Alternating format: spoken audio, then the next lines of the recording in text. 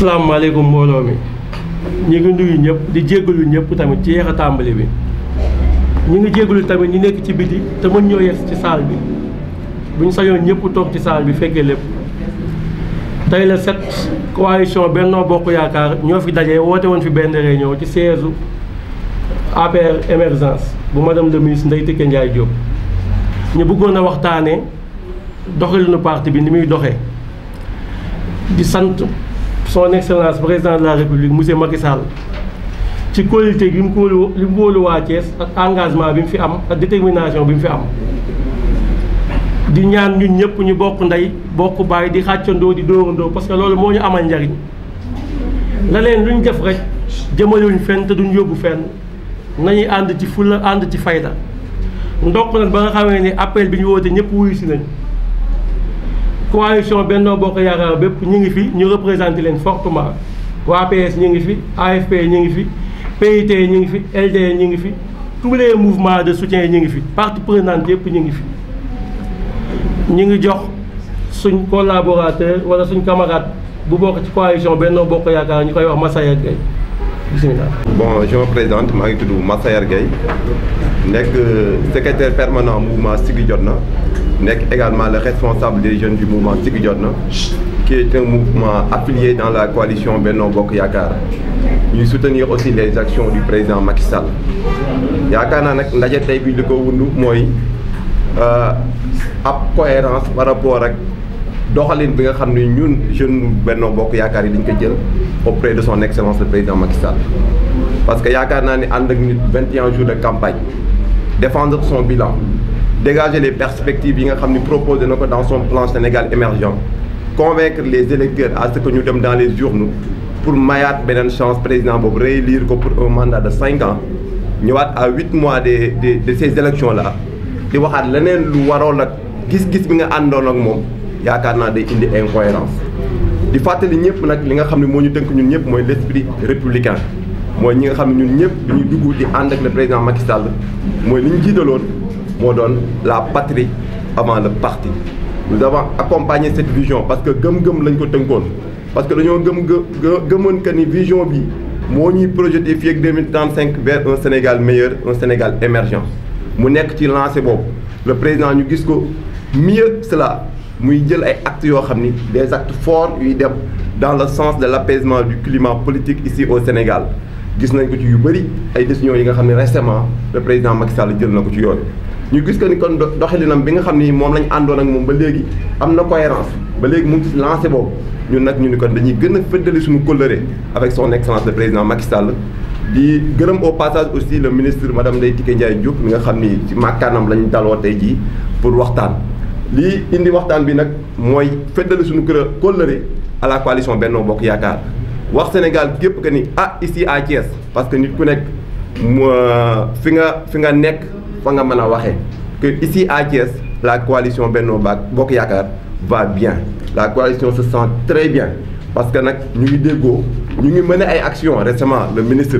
am na ay actions yoo xam ne jël na ko demoon doon seet leaders yi doon leen woo à la fédération de toutes les forces vives qui soutiennent le président Macky Sall ici à Thiès pour qu'ensemble nous puissions demeurer fortes et nous puissions régner ici dans cette ville là. donc nag bu ñu gisee que ni jéego yooyu muy am ñu gis aussi mouvement de soutien yi ñoom ñëpp ku nekk chaque week-end yaa ngi xar sa tànk tugay du dugg ci terrain bi di sensibiliser les gens di def ay actions sociales kon mën nañoo wax kat di la coalition Benno Bokk Yaakaar ici à Thiès va très bien. beneen bi nag li wunduwaat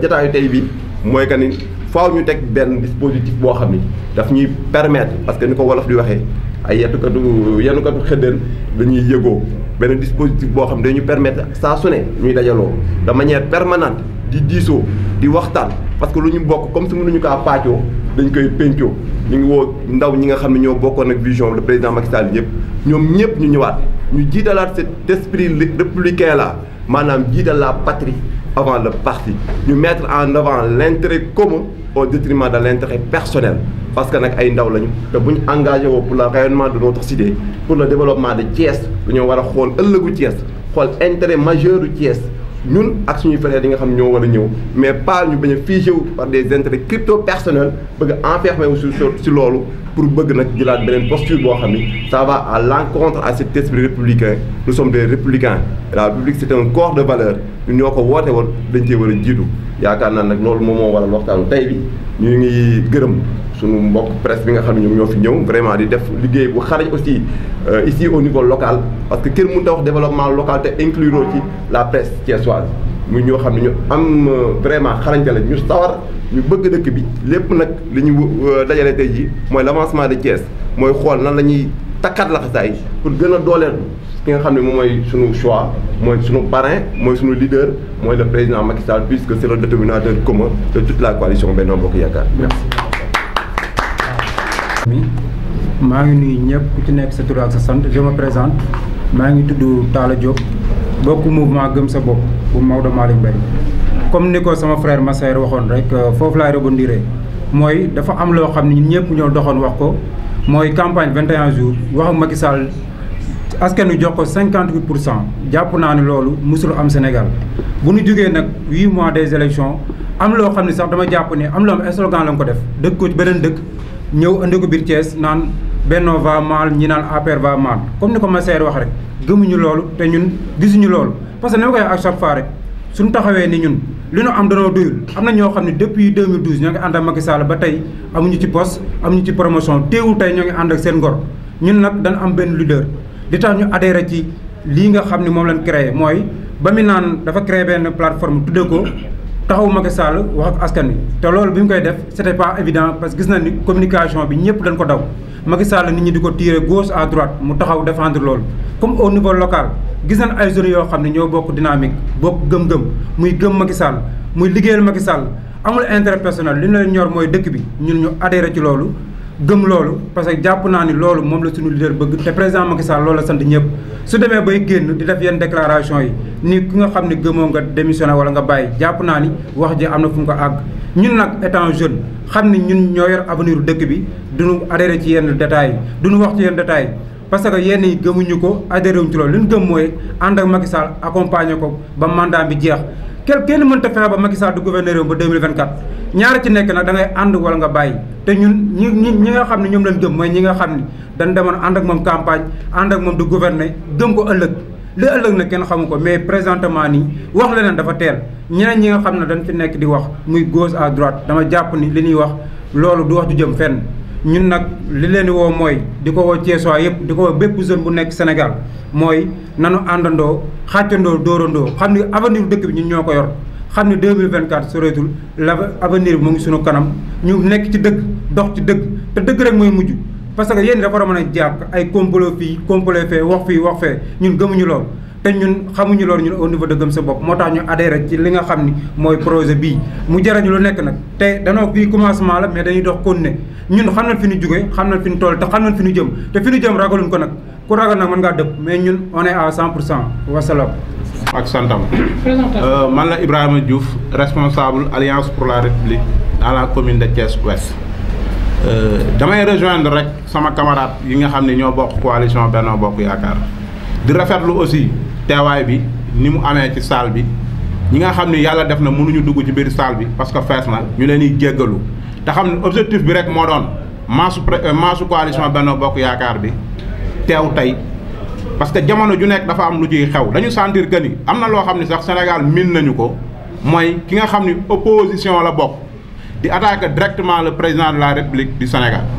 mais buñ demee ba sentir na ay ñoo xam ne dañu ne coalition Benno Bokk Yaakaar la ñu bokk ba pare di tirer ci kaw président jot na nag ñu waxtaan ak sunu biir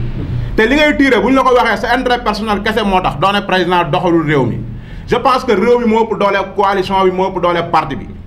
damay féliciter nag aussi personnellement le président de la République parce que avant-hier dégg nañ ko mu ne ku d'accordul ak man ni ma doxalee nga démissionné comme moi daf ci teg comme moom ni mu defoon en 2012 parce que il faut tam aussi nit ñi ñu wax leen li nga xam ne mooy li xew ci réew mi donc ñun dañu d'accord ak moom donc dañu ànd ak moom suñu bëggul ànd ak moom nañu am cohérence ñu ne ko àndatuñu ak yow ñu taxaw beneen côté puisque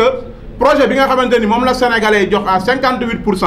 moo ñu ëppal solo intérêt parti bi parce que rek bëri nañu voté le président Macky Sall te paruñu ci benn parti ay sénégalais lañ ñu gis liggéey bu am solo bi mu def ci réew mi ñu votel ko kon tey ñun suñu taxawaay mooy ñu nekk défenseur du président de la République. coalition Benno Bokk Yaakaar Thiès ñëpp dañu rafetlu suñu ndaje bi ñi mënta ñëw woote nañu téléphone ñi mën a ñëw nañ ñi fi nekkul voyager nekk ay leader lebal nañ seen ay ndaw pour ñu fekkee ko. kon donc maa ngi wax président Macky Sall lii ñuy def nii tey Thiessois yi la bëgg yëpp d'accord nañu si di la jàppale parce que ñun ñoo waroon wax ni yow yaay mbër bu baax bi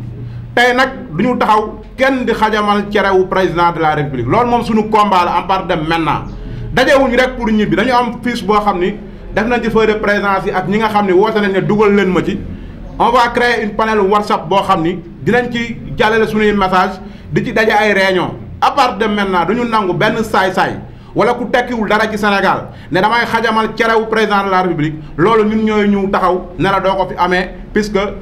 sénégalais yi ñoo ko wóolu fal ko ñun ñoo campagne oon fal ko jekkul rafetul ñu taxaw fii tey à 7 mois bi ñu ko faree nit ñi taxaw naan gisuma ci sam bopp réew mi la ñu bëgg mu gis boppam ci nguuru Macky Sall sénégalais yi gis seen bopp te ñu ngi ciy gis seen bopp kon alhamdulilahi rabil alamin ñun ñi ngi gën a soutenir président wax ko ne ko jox nañ la carte blanche ñun coalition Benno Bokk Yaakaar bu département de Thiès surtout commune bi